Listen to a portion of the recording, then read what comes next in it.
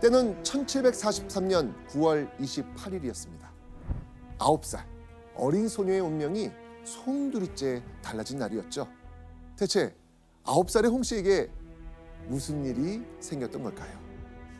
바로 사도세자의 신부감을 찾기 위해서 궁궐에서 열린 삼간택 날이었습니다. 삼간택. 왕실 사람들이 혼인할 때 그 배우자를 일정한 절차에 걸쳐 고르는 과정을 삼간택이라고 이야기합니다. 이때 이름난 사대부집의 여식이었던 해경궁 홍 씨도요 간택 단자를 올렸습니다. 삼간택 후 얼마 지나지 않은 1744년 1월 11일 10살이 된 해경궁 홍 씨는요 동갑내기 남편 사도세자와 결혼식을 올립니다. 자, 그렇다면 해경궁 홍 씨의 눈에 비친 동갑내기 남편 사도세자는 과연 어떤 모습이었을까요? 보시죠.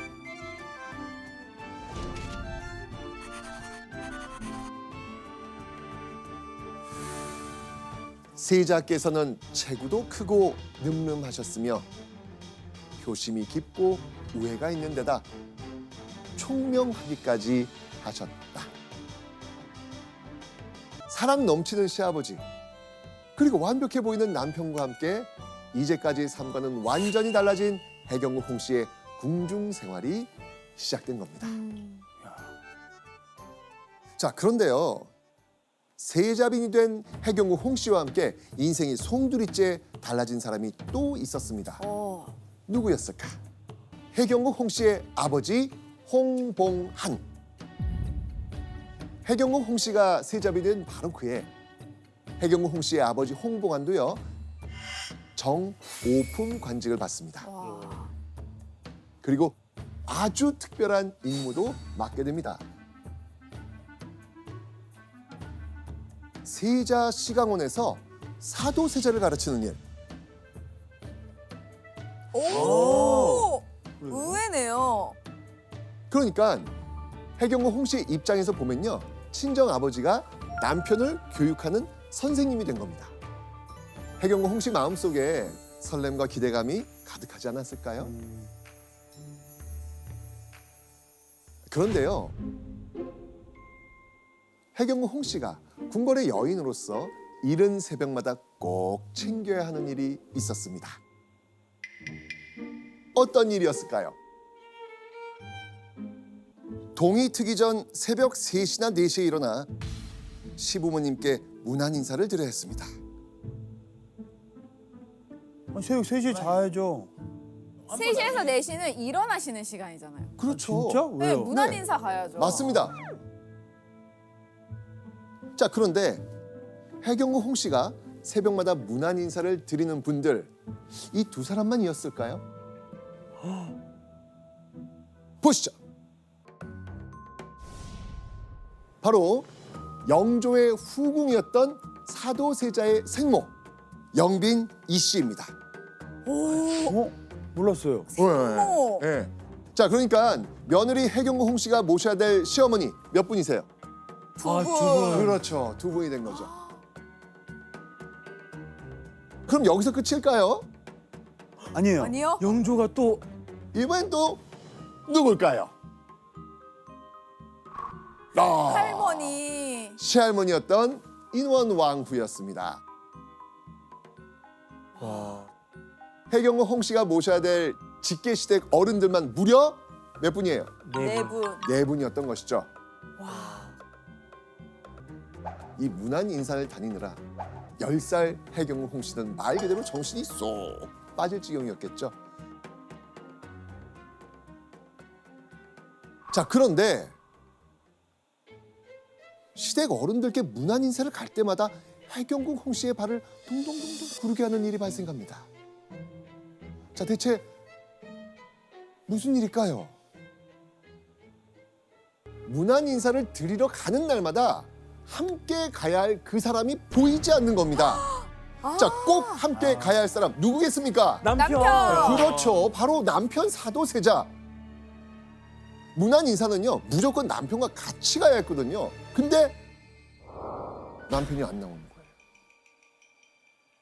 거예요. 늦잠 늦잠. 어떻게 뭐 게을러. 인정받는 며느리가 되기 위해서 최선을 다하고 있는데 아니, 정작 내 편이어야 되는 남편이 도와주지 않는 상황이죠. 해경구 홍 씨는요 싫다는 남편을 어르고 달래서 겨우 끌고 문안 인사를 가야만 했습니다. 해경구 홍 씨의 기분 어떻겠습니까? 답답하죠. 남편이 안 도와주니까. 당시의 심정을 이렇게 기억하고 있습니다.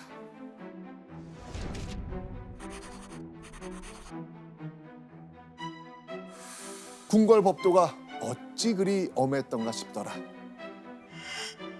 그래도 괴로워한 적이 없었으니 내 댐댐이가 옛날 사람이라 이를 능히 감당하였던가 싶더라. 시댁 어른들에게 예의를 지키는 것이 당연한 일이라고 생각했던 것이죠. 그런데 남편은 문안 인사를 안 가려고 하는 상황이에요.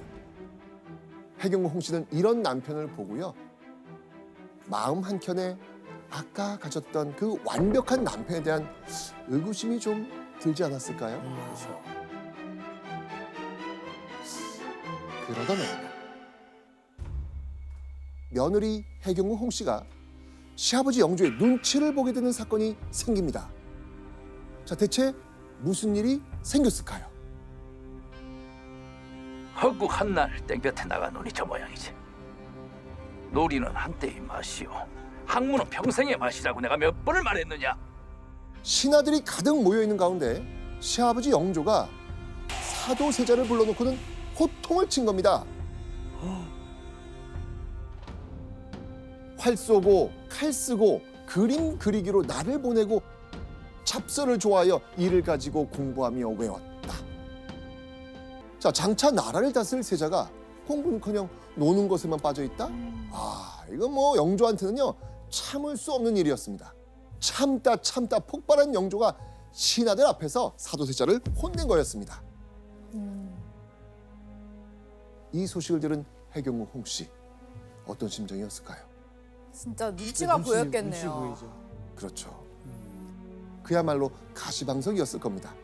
그리고 신하들 앞에서 망신을 당한 남편이 안쓰러우면서도 무언가 잘못되어 가고 있다는 생각이 들지 않았을까요?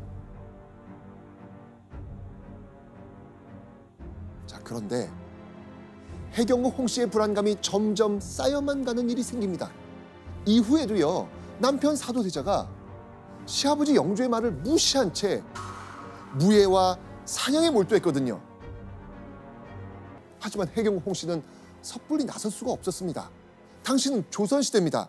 남편이자 조선의 세자에게 감히 잔소리를 할 수도 없었습니다. 그런데 결혼한 지 5년이 지나 해경구 홍 씨가 15살이 되던 해 남편 사도세자를 못마땅하게 여기던 시아버지 영조가 엄청난 선언을 합니다. 대체 영조가 어떤 선언을 했을까요? 바로 사도세자에게 대리청정을 공표한 겁니다. 해경구 홍 씨의 남편 사도세자가 시아버지 영조를 대신해 국정 업무를 처리하게 된 겁니다. 와, 이건 왕의 역할에 버금가는 엄청나게 중요한 일이잖아요. 그쵸. 네, 사도세자의 행동이 마음에 들진 않았지만 아들에게 마지막 기회를 주기로 한 거죠. 자, 그렇다면 영조의 기대 반, 의심 반의 눈초를 받으면서 대리청정을 시작한 사도세자, 갑자기 받게 된 임무 잘 해냈을까요? 아니 잘할 수 없지 안 않아요? 되지 안 되지. 생각보다 잘합니다. 그래요? 그래요? 남편 사도세자가 대리청정을 시작하고 1년 뒤인 1752년 가을 해경구 홍 씨가 뿌듯할 만한 일이 또 일어납니다.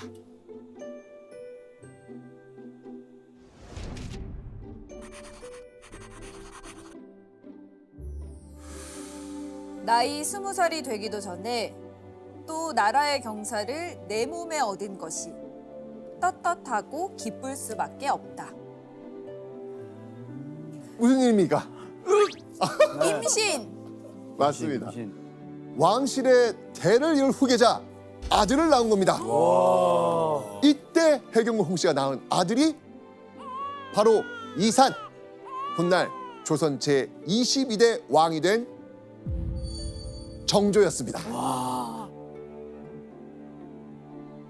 조선 초기에 비해 이 시간이 흐를수록 왕실의 대를 이을 아들을 얻기가 쉽지 않았거든요. 그런데 해경궁 홍씨가 왕실의 혈통을 이어줄 세손을 쭉 낳은 겁니다. 타이밍이 또 좋고 시아버지가 엄청 좋아하셨을 것 같아요. 맞아요. 시아버지 영조도요, 내 공이 무척이나 크다 라고 하면서 해경궁 홍씨를 칭찬합니다. 제자리를 찾아가는 남편, 그리고 갓 태어난 세손까지 해경궁 홍씨는 모처럼 편안한 궁궐 생활을 이어나갔습니다. 그러던 어느 날 해경궁 홍씨의 편안한 삶이 산산조각나는 일이 벌어집니다.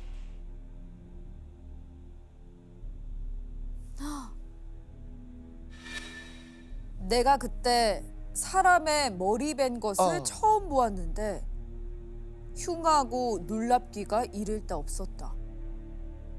사도세자가 살인을 저지른 겁니다. 벌써 거기까지 갔네. 야, 사도세자는요, 한 내관의 목을 베어서 피가 철철 흐르는 머리를 아내인 해경궁 홍씨에게 들이민 겁니다. 자, 그런데 사도세자는 대체 왜 살인까지 저지르는 이런 지경에 이르렀을까요? 사도세자는요, 이 무렵 심각한 병을 하나 앓고 있었습니다. 자, 어떤 병인지 기억나세요? 예. 어떤 거예요? 의복을 의복 못 입는. 입는. 네, 옷 입기를 어려워하는 병, 의대증. 아침에 옷 한 번 입으려면요, 10벌에서 20, 30벌 정도는 갈아입기 일쑤였습니다. 저 이러시면 아니 되옵니다. 저 용포가 더 이상 없어. 살해당한 내관 역시 사도세자가 옷을 갈아입다 홧김에 살해한 겁니다. 그냥 정신적으로 좀 문제가 있었던 그렇죠. 상황인 거잖아요. 맞아. 당시 사도세자의 광증이 아주 심각해진 상태였어요. 그 뿌리를 보면 영조가 이제 세자를 통해서 대리 청정도 하고 일을 시키는 건 좋은데 문제는 세자가 실수할 때가 있잖아요. 그러면 그냥 조용히 불러서 훈계하는 게 아니고 문무백관이 보는 앞에서 공개적으로 망신을 주고 혼을 냅니다. 이게 몇 번 반복하다 보니까 너무 스트레스가 커지고 정신 강박이 생기겠죠. 그러다 보니까 지금 말씀하신 것처럼 의대증 때문에 사람을 죽이지를 않나, 그리고 앞에 있는 우물 속에 뛰어 들어가서 죽으려고 하지를 않나. 당시 굉장히 정신적으로 불안정한 상태였던 건 분명해 보입니다. 게다가 해경궁 홍씨에게 세자빈으로서 도저히 참기 힘든 충격적인 일이 벌어집니다. 무슨 일이 생겼던 걸까요?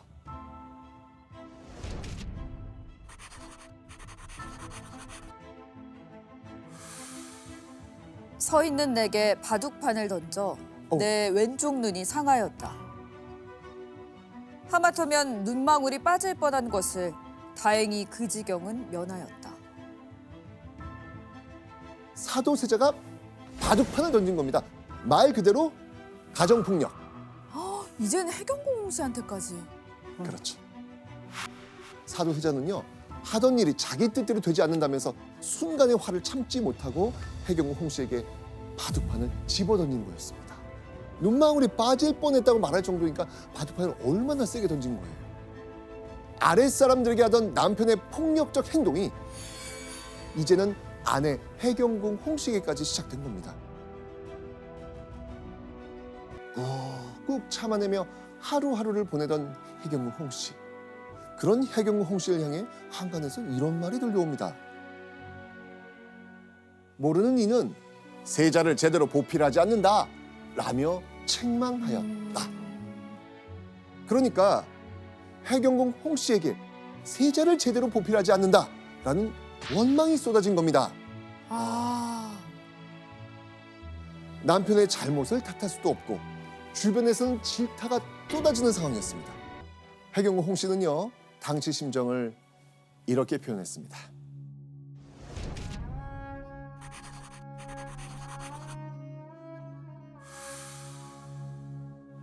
그저 세상을 만난 바가 기구하니 서글프고 서글프구나.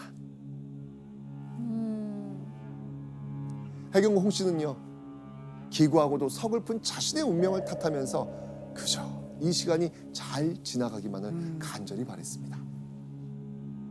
그런데요, 1762년 5월 사도세자는요, 결국 돌이킬 수 없는 엄청난 일을 벌입니다. 자, 무슨 일을 벌였는지 보시죠.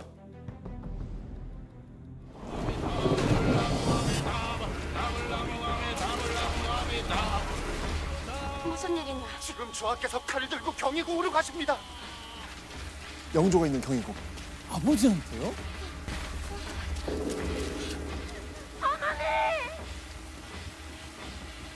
지금 세자가 경희궁으로 칼을 들고 갔습니다, 어머니.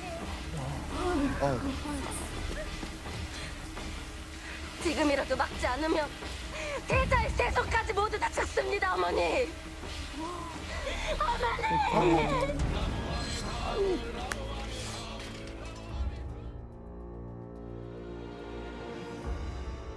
진짜 큰일이다. 만약 해경구 홍 씨의 남편 사도세자가 정말 칼을 들고 영조를 죽일 경우 돌이킬 수 없는 크나큰 문제가 생깁니다. 어떤 문제겠습니까? 영모죠. 그렇죠. 정말 큰일 중에 큰일. 그렇죠. 사도세자는 물론이고요, 해경구 홍 씨의 아들이었던 정조까지도 역적의 자식이 될 수 있는 아주 위험한 상황이었습니다. 하지만 이미 남편인 사도세자는 통제 불가인 상황이었습니다. 그래서 해경구 홍 씨가 고민 끝에 찾은 방법, 사도세자의 생모이자 자신의 시어머니인 영빈 이 씨를 찾아간 겁니다. 해경구 홍 씨의 이야기를 들은 영빈 이 씨는 깊은 고민에 잠깁니다. 그리고 뭔가를 결심한 듯 영조를 찾아가 놀라운 청을 울립니다. 이렇게요.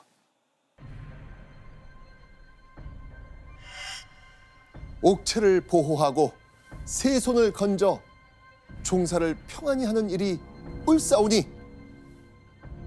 대처분을 하소서. 오. 아들을 죽여라? 네, 오. 자신이 낳은 아들 사도세자를 죽여달라는 청이었습니다. 사도세자의 생모인 영빈이 씨가 보기에도 더 이상 걷잡을 수 없는 상황이었던 거예요. 고변이 올라가고 얼마의 시간이 지난 뒤 해경구 홍 씨의 시아버지 영조가 경화문을 통해 창덕궁에 들어섭니다. 그리고 곧 사도세자를 호출하죠. 해경구 홍 씨는 그날의 궁궐한 모습을 이렇게 기억합니다.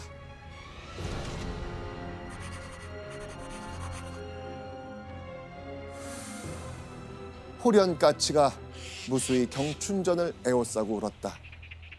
이것이 어떤 징조인지 괴이하였다. 무수히 많은 까치가 우는 기이한 징조를 보며 해경구 홍 씨는 두려움에 떨었습니다.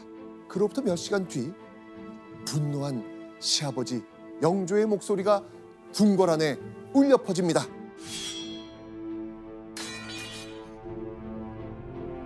자결하라. 해경구 홍 씨의 남편 사도세자에게 자결을 명한 겁니다.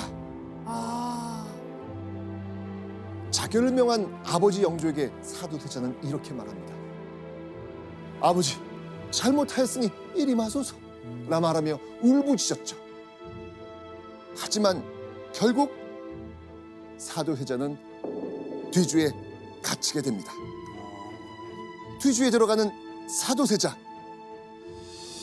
그때 아내 해경구 홍 씨는 어떤 반응을 보였을까요? 같이 옆에서, 빌지 않았을까요? 같이 빌었을 것 같아요. 한 번만 더 기회를 달라. 아들이 있으니까. 네, 얘기할 것 같아. 별다른 반응을 보이지 않습니다. 왜였을까요? 미우나 고우나 18년의 세월을 함께 보낸 남편이었지만 남편 사도세자가 조선의 왕인 영조를 죽이려고까지 했습니다. 해경고 홍씨 자신은 물론이고요. 아들 정조 또 해경고 홍씨의 집안까지 막 풍비박산날 수 있는 그런 위급한 상황이었습니다. 그리고 이때 사람들의 귀추가 주목된 또 한 명의 인물이 있었습니다. 바로 해경궁 홍씨의 친정 아버지이자 당시 영의정의 자리에 있던 홍봉안이었습니다. 영의정인 홍봉안이 막으면 영주의 마음이 바뀔 수도 있잖아요. 그런데 홍봉안 역시 사위가 뒤주에 갇힌 모습을 보고도 별다른 반응을 하지 않았습니다. 와. 즉 홍봉안 역시 영조의 대처분에 암묵적으로 동의한 겁니다.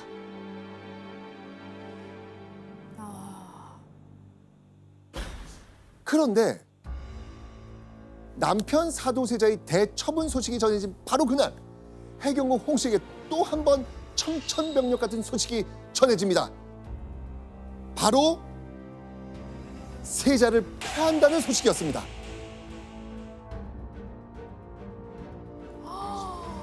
세자를 패한다.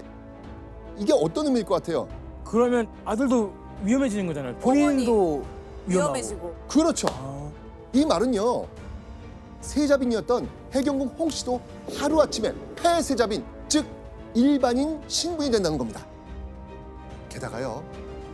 폐세자빈이 됐으니 아들과 함께 궁 밖으로 나가라는 명령까지 듣게 됩니다. 남편을 고발해서라도 지키려고 했던 그 아들마저 지키지 못한 겁니다. 심지어 해경궁 홍씨는요. 궁을 나가다가 충격으로 혼절까지 합니다. 아, 쓰러질 법하다. 네. 그러니까요. 정신 그러니까요. 없죠. 진작에 쓰러질 만한 스트레스가 있었던 사람이니까. 맞습니다. 네. 궁궐에 들어간 지 18년 만에 다시 자신의 친정집인 안국동 사가로 돌아오게 된 해경궁 홍씨. 해경궁 홍씨는 돌아간 집에서 이런 생각을 했다고 합니다.